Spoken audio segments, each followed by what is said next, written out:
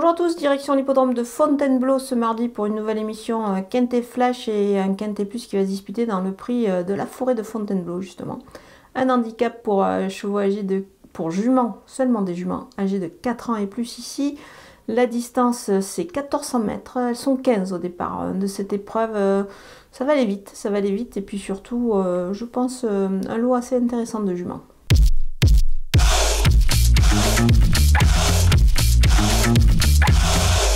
On attaque avec les bases et le numéro 2, Cléora. Elle est bien placée à la corde ici avec le 3, c'est plutôt pas mal. Elle est aussi en condition pour répéter dans cette épreuve. Peut bien faire d'entrée de jeu dans les handicaps pour moi, surtout sur une piste qui sera pénible certainement. Même si à Fontainebleau, le terrain n'est jamais extrêmement lourd. Le numéro 3, Fréja, elle n'affronte que les juments et retrouve les handicaps un point intéressant.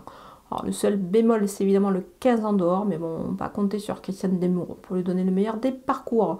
Le numéro 7, Terre de Guerre, j'aime bien cette jument, elle n'a pas mal couru lors de ses débuts dans le handicap. Là, je pense qu'elle est vraiment à surveiller, surtout sur une piste très assouplie. Les opposantes avec le numéro 4, Alva, elle a des moyens et a tiré une bonne corde. Avec le 2, c'est plutôt pas mal. Sa place, à mon avis, à l'arrivée avec Yuritz Mendizabal, qui la connaît parfaitement. Le numéro 1, Ascent, c'est une première dans le handicap sous un gros poids. Et le 14 à la corde aussi, mais quand même, moi je pense que ça peut être intéressant de la surveiller ici. Elle est capable de bien se comporter pour moi. Le numéro 6, Rosanne du Gouet, elle est courageuse et devrait encore tout donner ici sur cette piste. Donc attention à elle, peut-être plus pour une place quand même. Le numéro 13, Chanel Gold, elle rentre, mais attention, elle va se plaire sur cette piste-là et elle a tiré un bon numéro de corde, c'est le 4. Donc elle devrait pouvoir s'en sortir et réaliser une belle perf. Mon coup de poker, c'est le numéro 11, Manarola. Elle est courageuse. Je trouve qu'avec son numéro 5 à la corde, ça va être plutôt intéressant pour elle dans cette épreuve, surtout qu'elle affronte que les juments, alors c'est aussi pas mal, donc pourquoi pas.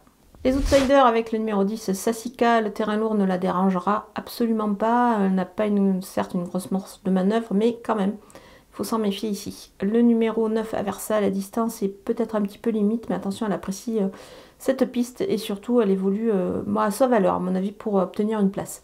Le numéro 12, Dabi Raja, est assez régulière, mais elle affronte un lot un petit peu plus relevé ici. C'est pour cette raison que je l'ai glissé plutôt en fin de combinaison. Le numéro 8, Sunday Fudge, elle avait besoin de courir pour sa rentrée. Alors je pense que ça sera un petit peu mieux ici, évidemment.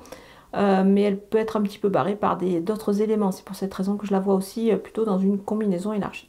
On termine avec les délaissés et le numéro 5, Shena. Son poids devient certes un petit peu intéressant, mais pas suffisamment pour s'illustrer. Le numéro 14, Zarina, elle doit rassurer dans cette épreuve. Le numéro 15, Black Cess, c'est un retour dans le handicap et surtout c'est une rentrée, donc ça me paraît pas évident. Voilà, on a fait le tour de ce Quintet Plus exclusivement féminin. Je vous laisse avec ma sélection et mes conseils de jeu.